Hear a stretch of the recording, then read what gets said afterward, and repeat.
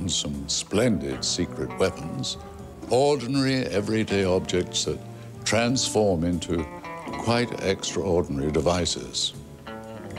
It is an unwritten rule that spies in movies have great gadgets.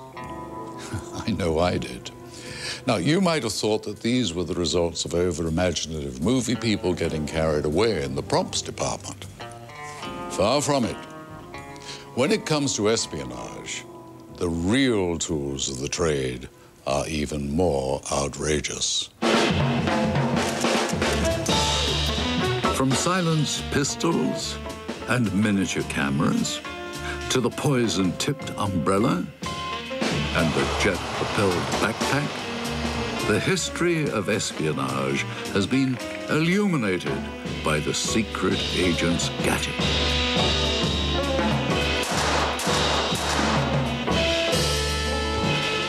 Some of them were deadly. All of them were top secret. And a remarkable number of them actually worked.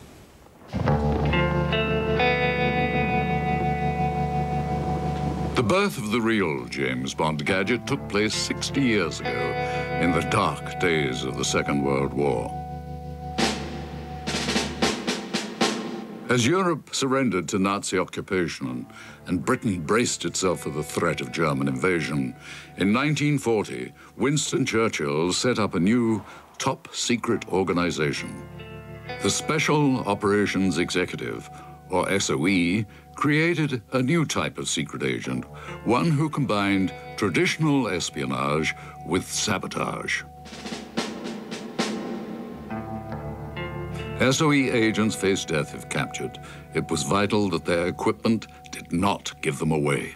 Their equipment had to be made as it would be in the countries that they were going to work in. It was no good having an English toothbrush in a German village.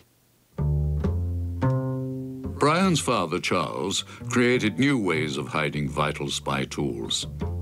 Well, my father said, there's a lot of space in a shaving brush. Can't you do something about shortening the amount of cement and finding a space in the back? So they did that. Out would come a map and a reasonably accurate compass set in the bottom. That little green lump is one of these maps rolled up. Now that map is about nearly 2 foot by 2 foot silk tissue. And this shows the whole of Germany and all the surrounding borders.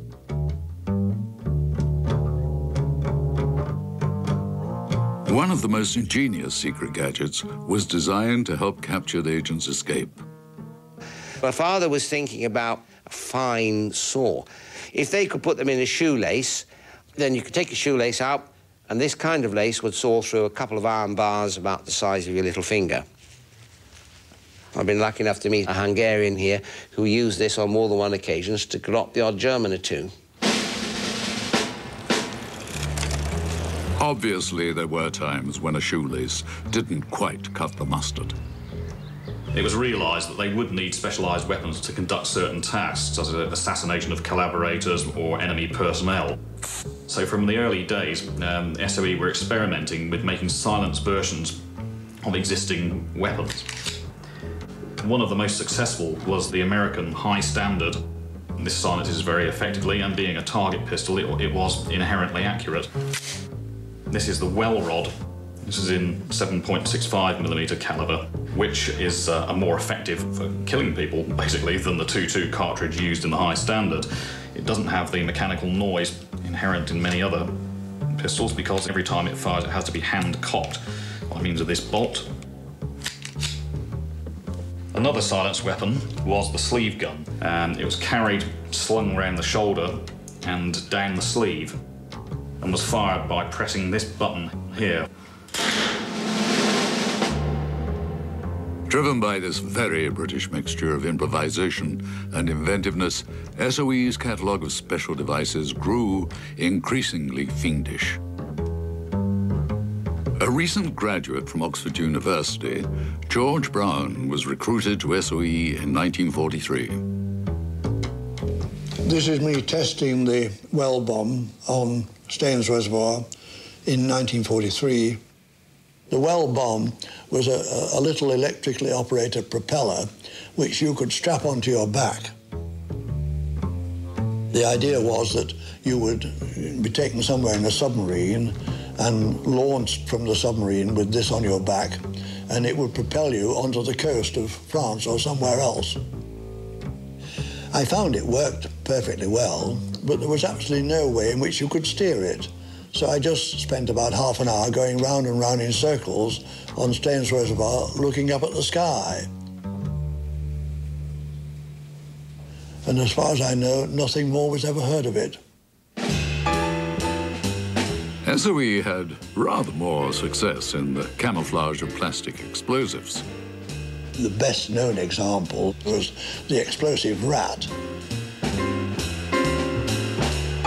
The rat was provided, and someone had the gruesome task of emptying it out, so you had a hollow rat skin.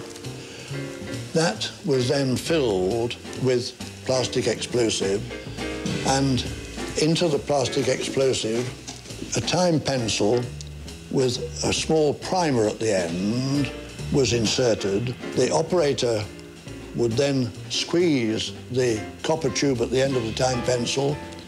In due course, that would set off the primer, which would set off the explosive, and the rat would explode. Its effectiveness as a weapon is unknown, but the explosive rat did have an impact on enemy morale. When a consignment of them was discovered by the Germans, every rat in Europe became a potential bomb. And this probably caused a great deal more chaos and confusion than blowing one rat up could ever have caused.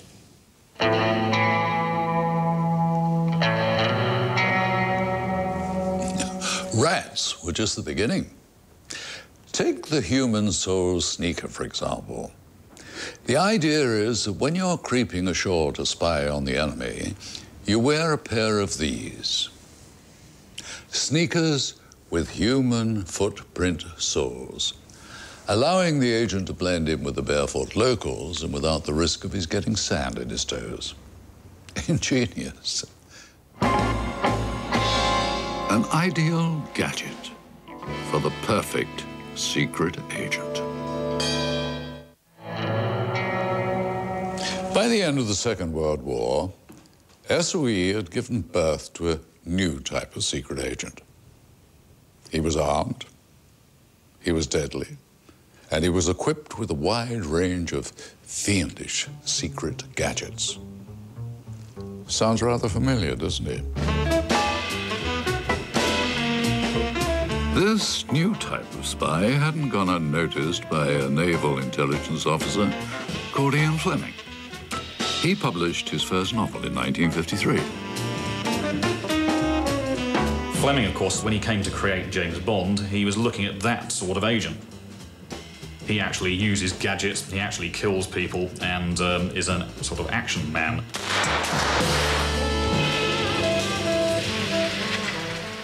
Just like the secret agents he was based on, Fleming's action man needed the right tools for the job. Ian Fleming's initial choice for James Bond's arm was a Beretta 6.35mm self-loading pistol. It's the sort of thing that was widely distributed among the civilian population, and therefore it represented a sterile arm which didn't automatically identify someone as being an agent. The downside of this weapon was that you had traded off concealability against effectiveness. For some, the Beretta was too lightweight for a spy like James Bond. Ian Fleming was in correspondence with a firearms expert called Geoffrey Boothroyd. He suggested two firearms, a Smith & Wesson Centennial revolver and a Walther PPK pistol, and it was the PPK that won out.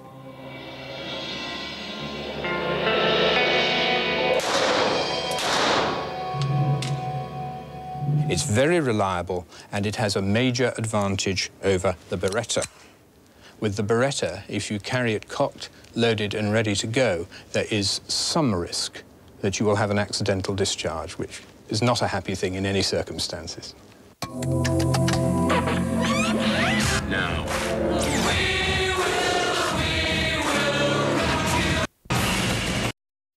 That I have never suffered an accidental discharge while on active duty. But it is not the power of the pistol in your pocket. It is the accuracy of your shot that counts. Really.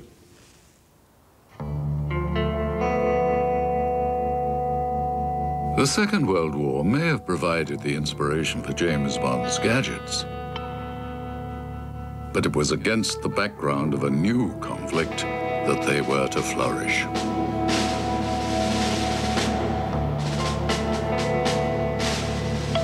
The Cold War was fought almost exclusively by spies. One of its first shots was fired in Moscow in 1946. Some little girls in the traditional costumes made this presentation to the American ambassador, and he got all misty-eyed and sentimental because it was such a nice gesture. And he found out later it wasn't so nice. Little could the American ambassador in Moscow know the true function of the wooden carving. The ambassador would never imagine that the gift given to him by the young pioneers carried a hidden listening device, which would be operational for many years, just behind his head. Working without batteries and without wires, the wooden carving was an amazing piece of spy craftiness. Hidden inside the carving was a diaphragm and a metal tuning fork, which responded to the vibrations caused by human speech. By aiming a high-frequency radio beam at an aerial attached to the tuning post, the Russians were able to hear every conversation in the ambassador's office. It could not be detected, as a matter of fact, because of its special nature. It was dormant. During a regular search, it could not be found. It remained in the U.S. Embassy until the mid-50s. It operated at a frequency of about 380 megahertz. It sounded like a clear FM bug transmitter. The only trouble was that if someone walked in the path, they could cut off the signal.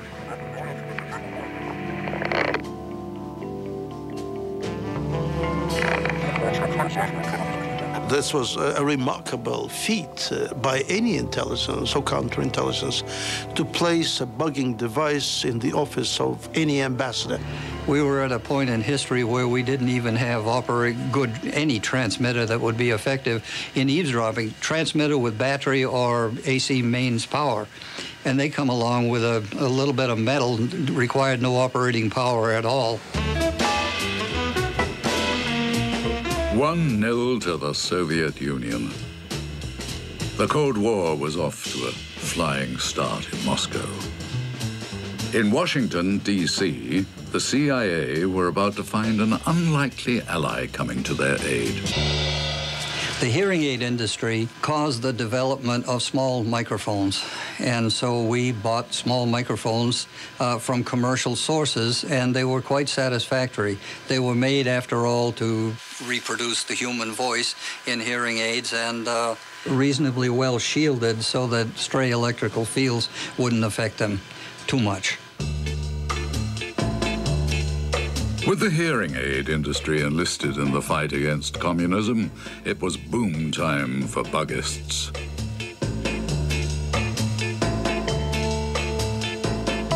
Favorite item, of course, is a table lamp because it's always powered. Then you go and buy the absolutely identical unit, fit it up with the transmitter, and then when you break in, you swap them over.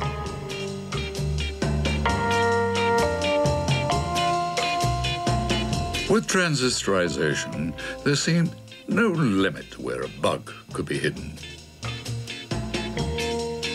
The first pen that I produced was in about 1961. It must write, because you have to write with it. The idea behind it was not as a bugging device in the normal sense. The reason was to have a device that one could take to a meeting and leave on his desk that he would not be suspicious about.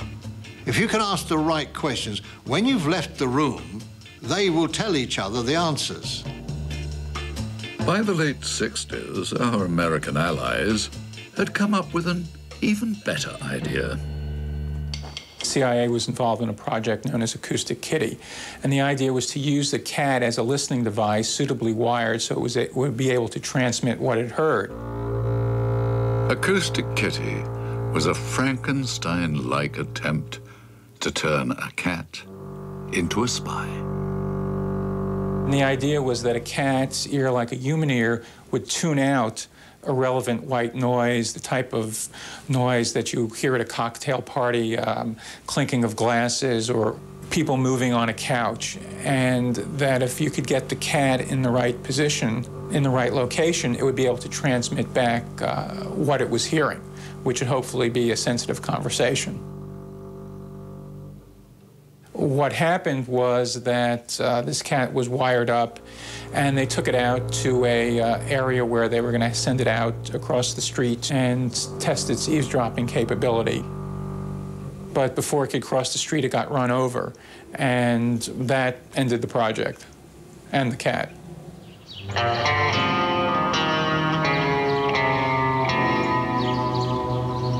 In the movies, being a secret agent consists of jetting around the world, meeting beautiful women in exotic locations, and occasionally donning a nice dinner suit. I am afraid in the real world, spies rarely come so well-dressed. Most are embarrassingly suburban. The Cold War was fought on many battlefields, but none were less exotic than Cranley Drive, an unremarkable street in the West London suburb of Ruislip. It was a fairly quiet, rather dull sort of place to grow up, I guess. Into this arrived these couple called the Krogers. When Helen and Peter Kroger moved into Cranley Drive in the mid-50s, they stood out a mile. Helen particularly was like something we'd never seen before, really. She wore red nail varnish, you know, kind of things that respectable ladies didn't do then. And she was very loud, very brash, had a very sort of corn-crakey voice. And she could whistle the length of the street, you know, with fingers in the mouth job, and you'd be on your bike and you'd hear this whistle. Eccentric, maybe, but no one could have imagined the truth about the couple who claimed to be antiquarian booksellers from Canada. The Krogers, Peter and Helen, were, of course, Morris and Lona Cohen. Old-time communists from New York. They'd been trained when they went back to Moscow after leaving America to handle communications from major illegal spies working in Britain at the time. The Krogers were, in fact, KGB communication experts. In touch directly with Moscow headquarters, they sent British naval secrets to Russia via microdots.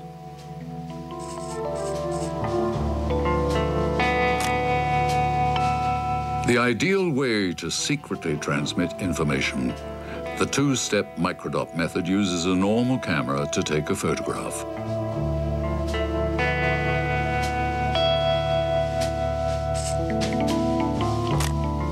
The negative is mounted and photographed again, and it is the twice reduced image on the resulting negative that becomes the microdot. It was all too easy for Peter Kroger to conceal microdots in the consignments of second-hand books he regularly posted. The amount of mail originating from the Kroger household in West London did not attract any attention from either the post office or the postman delivering it.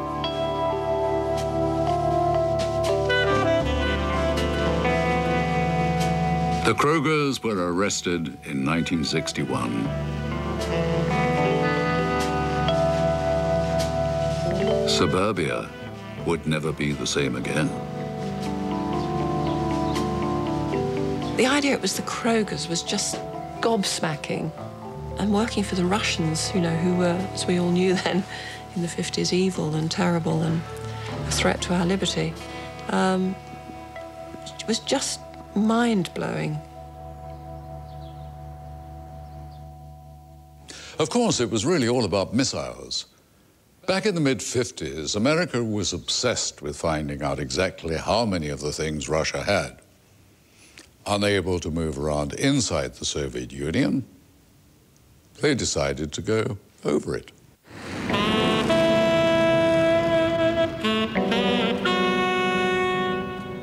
Tested secretly in 1955 at Nevada's infamous Area 51, the U-2 was commissioned by the CIA to tackle the job of spying on Russia's nuclear capability. Making its first overflight of the USSR in 1956, the U-2 program operated under the cover of the 1st Weather Reconnaissance Squadron. By 1960, 10 U-2s were providing the USA with aerial photographs of once top-secret Russian installations.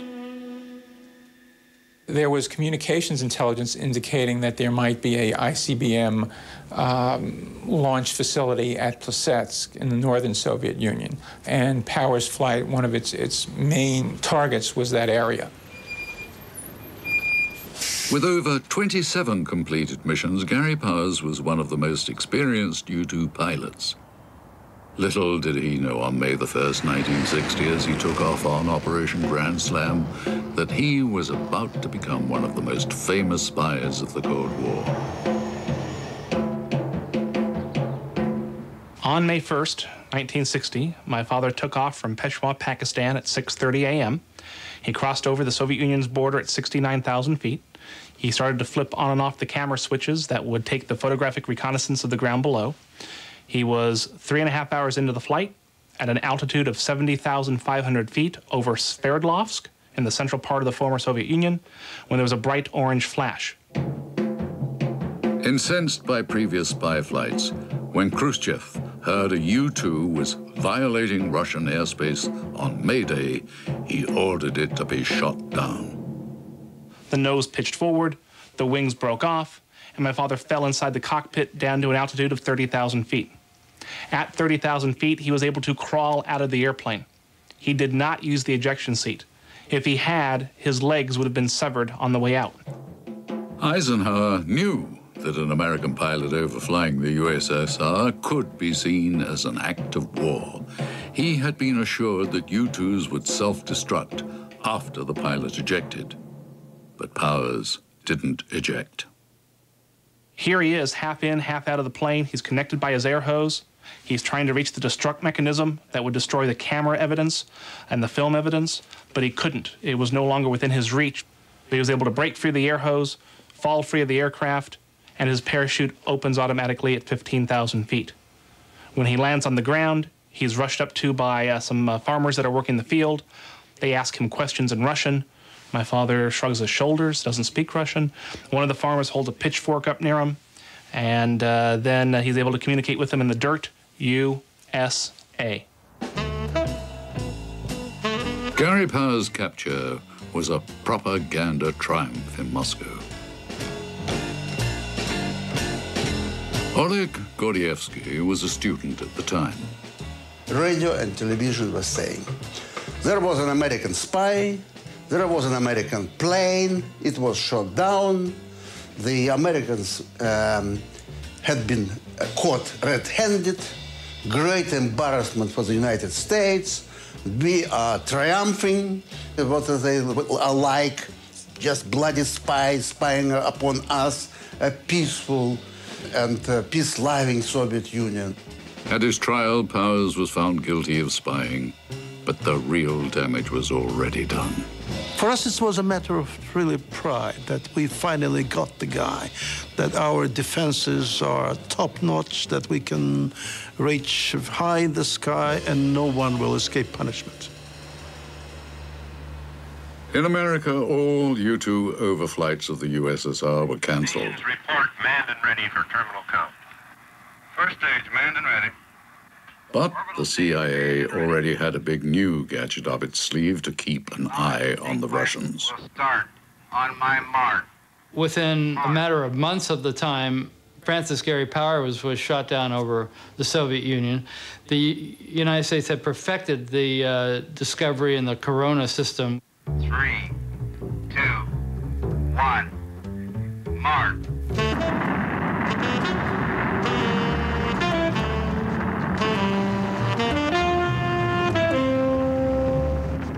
Hoisted into orbit by a Discovery rocket, the Corona satellite took spying into space. You thought that they were trying to put a man on the moon, but the CIA were in fact taking a spy camera into orbit over the USSR. The way the system worked at that point was after the film capsules were used up, they'd actually be ejected. There'd be about 6 of them, and they'd be ejected one at a time. After taking pictures during its orbit, the Corona satellite jettisoned a pod that fell back to Earth on a parachute. A plane would then fly on a course to intercept the film pod in mid-air. These were pictures that were taken on the satellite, so they had very, very high quality, and they could actually see the number of aircraft lined up on runways, for example, and they could count the number of missile launchers. The first Corona spy mission on the 18th of August, 1960, provided coverage of 1 million square miles, more than all the U-2 overflights put together. These are things that the U.S. risked a lot before. They risked a human being shot down. They risked enormous embarrassment if the plane was captured. And now they could overfly the Soviet Union numerous times during the day and take these photographs without ever worrying about it being shot down. So they were enormously happy. The first spy camera of the space age. The CIA thought they'd removed the secret agent from the whole equation. America had aerial surveillance tied up, but the Russians were still fielding a few aces on the ground. Of course, one of the most powerful weapons of espionage isn't a gadget at all. Swallows were agents with a very particular mission. Swallows were young ladies of beauty, of sorts, attractive enough for any male. They were Soviet KGB agents. Chief counterintelligence officer at Moscow's KGB headquarters, Oleg Kalugin, knew just how effective a swallow could be. Targeted at visitors and embassy staff, swallows were used to blackmail foreigners into working for the KGB. Anybody visiting those countries, certainly people from the Western intelligence services, had to be constantly on guard from being compromised. And compromise could mean any situation in which you've committed, by their terms, an illegality or something which might be forbidden by your society. Seduction was just the start of the operation. What the KGB really needed was evidence.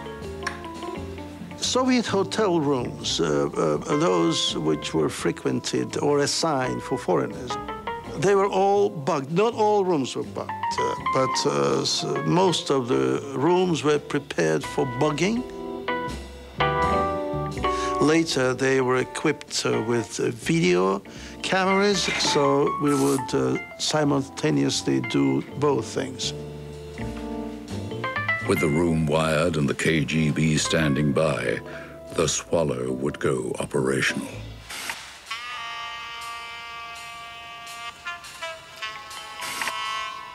The sex scene would be filmed in the company of a girl or even a man, whatever the sexual orientation.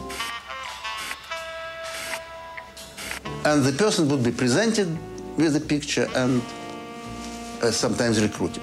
We had a very successful operation in the early 50s when Soviet KGB male swallow seduced a young American woman from the US Embassy, and she would defect to the USSR, a not very well-known case these days.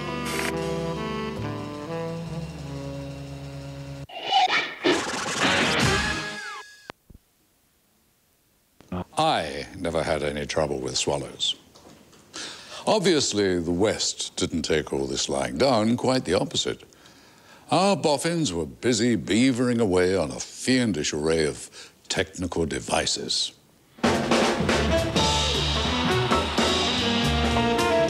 Gadgets don't come much more fantastic than the jetpack.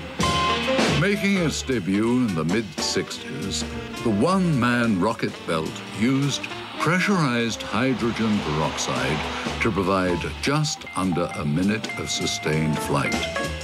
For the manufacturer's Bell Aerosystems, this was an ideal stealth weapon. Keen to win government contracts, they demonstrated the jetpack's many possible uses in their 1966 promotional film. Alas, there were no buyers for the jetpack. No self-respecting spy would be seen dead in one. You see, the use of technical devices abroad, particularly in the work abroad, it's a double-edged sword. A KGB double agent, Oleg Gordievsky, was only too aware of his fate if found with a spy tool. As a British agent, working for the British intelligence, if I had been found with a camera in my, inside the KGB station, inside my office, inside the embassy, I would be arrested, sent to Moscow, tried briefly, and shot. Not standing out in the crowd is the prerequisite of any spy. But that was nigh impossible for CIA agents in Moscow at the height of the Cold War. The Soviet Union and the other nations of East Europe were, in effect, police states. Therefore, they had a tremendous ability to manipulate, control, and surveil visitors or anyone they directed their attention to. We were now nose to nose, belly to belly against our principal adversary, the KGB. The Russians were quick to let the CIA know whose turf they were on. The first time that I went, my plane landed, and there's my man with my name. He says, "May I get your bags?" I said, "I didn't want a car." He said, "Well, I am your car." He was surveillance. Desperate to find new ways of working undercover, the CIA enlisted the help of Hollywood. The techniques of disguise and illusion are very powerful techniques, and we do it with role playing. If she wanted to go someplace and do something operational, she may do a simple change. Certainly, you can't pick up on somebody's eye color when you're trying to follow them through a dark street.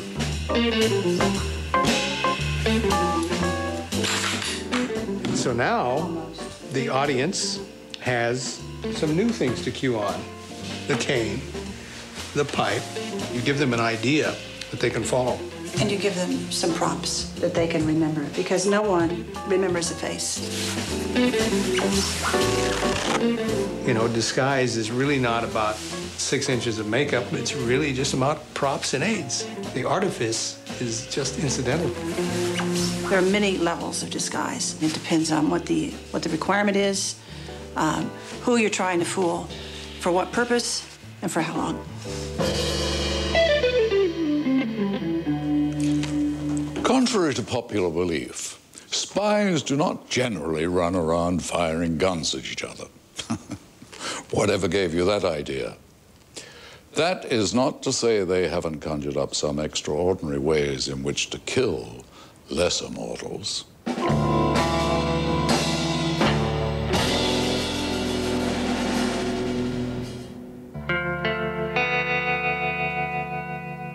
In the late 70s, the Cold War was increasingly glacial. Spies on both sides of the Iron Curtain were equipped for when things turned nasty. This was found in Berlin in a KGB female officer's things. It's called the kiss of death. This is not a protective weapon. This is an aggressive weapon. It would typically be fired at relatively close range. If you got close enough to a temple, to a vital organ, just one shot. But if you were that close, one shot's all you needed. Sometimes a gun, even one disguised as lipstick, was just too obvious. Georgi Markov was a Bulgarian dissident. Living in London in the late 70s, his BBC World Service radio broadcasts were a source of irritation to the communist regime he had fled. Georgi Markov, he'd taken a major dislike to a senior Bulgarian politician and gave him hell on every broadcast that he sent off to Bulgaria. So much so that this man decided, I've got to get rid of this troublesome priest who's driving me mad and running down our esteemed leader and government. And he went to the KGB and said, how can I get rid of this man? Oleg Kalugin was in Moscow when the request came through. Markov's assassination was devised and executed by the Bulgarian services. But the Soviet KGB provided them with guidance and tools. That is, they provided the Bulgarian KGB with poison and with the umbrella which served as a camouflage. On the 7th of September 1978, the Bulgarian Secret Service put the plan to assassinate Markov into action in London. While waiting for a bus on Waterloo Bridge, Markov felt a stabbing pain on the back of his thigh. Turning round, he saw a man bending down to pick up an umbrella, who then hailed a cab. Markov died 3 days later, apparently of natural causes. People started thinking that this was not a straightforward infection during my autopsy. They were expecting me to find some focus of infection, either a chronic cholecystitis or gallbladder infection he'd been nursing for years, or some problem in his lungs or in his kidneys. I found nothing except a lot of small hemorrhages in unusual places. Finding no source of infection, Rufus Crompton turned to the pimple on the back of Markov's leg. Markov had the pimple in one leg and the lymph glands were enormous. When I cut into them, they were just hemorrhage.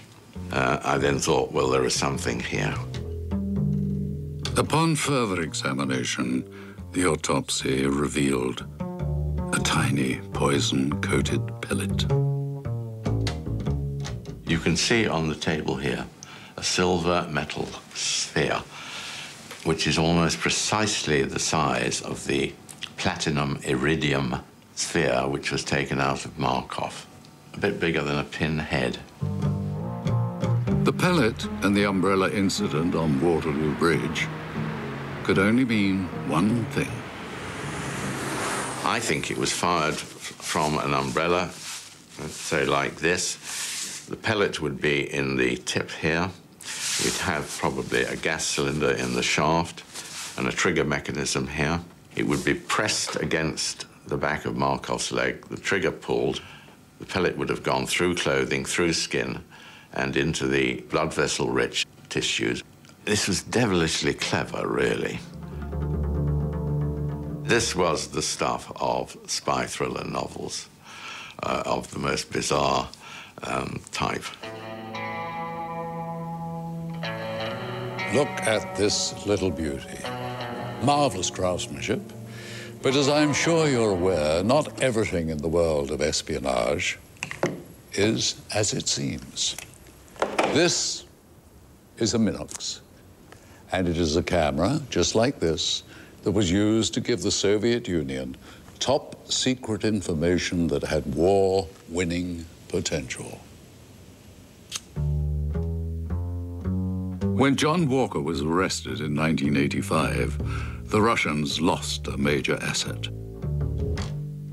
He was one of the best spies in my time, and he was referred to by the former KGB chairman Andropov as spy number 1. For 17 years, he had sold U.S. naval secrets to the KGB. Everything that we were saying via the cryptographic systems that we used were being read by the Russians almost in real time. FBI agent Jerry Richards discovered that Russia's spy number 1 was using one of the oldest tools around. The Minox camera has been around since the late 30s. This is basically the similar type, almost identical to the type that Walker used. Normally, for taking photographs, you would set it at 18 inches on the scale, hold it vertically over a document, and then on the chain, it conveniently has little notches, of which the last one is exactly 18 inches away. It was the perfect gadget for Walker, a spy with more luck than talent. Walker was extremely flamboyant. He was boisterous. He told everybody under the sun about his spying. I mean, his wife knew, his daughters knew, his son knew, his landlord knew, his business partner knew, his in-laws knew. He was very, very lucky that none of them told until eventually his wife did call the FBI. But in spite of his sloppy spycraft, Walker was hugely successful, making regular trips to Vienna to meet his KGB paymasters. He supplied them, we figure, somewhere in the vicinity of 1 million documents. And ironically enough, he, over 18 years, got paid about $1 million. So we're talking about $1 a document. It was a small price for the information he sold. If we'd have gone to war during that period of time, we'd have lost 1/3 of our triad, probably the Navy, due to the Russians basically knowing everything that we were doing at that particular time. Is that remarkable? War-winning implications. One man. No wonder he was called strategic, an agent of strategic importance, agent number 1. In 1985, no one in the American Secret Service imagined it could get any worse. And they certainly didn't imagine that it would be a senior FBI agent who would make Walker pale into insignificance. But they didn't really know Robert Hanssen. He was a man that bureaucratically looked powerless. He was a man that was a gray man, a man who was always asked to come to the meeting, but never would sit at the table, always sit as a wall sitter, always relied on, leaned on, looked at, but never led the ship. He was never going to be the captain of the ship. And Bob sat within him his understanding that you don't have to make me the leader of the ship. I'm running this ship because I'm sitting here against the wall, and you're looking for the greatest spy there is, and it's me. Often using a drop site not far from his home on Talisman Drive in the Washington suburb of Vienna, he gave away more than 6,000 pages of top-secret information.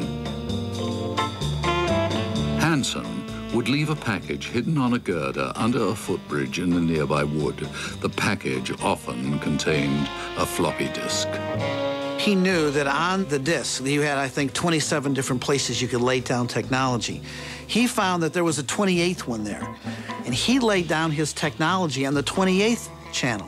And then he passed it to the Russians so that if you or I or anybody else picked up that disk and put it in our computer, it would look like it was blank. By the time of his arrest on February the 18th, 2001, communism had collapsed. But Hanssen had continued to betray every secret he could lay his hands on.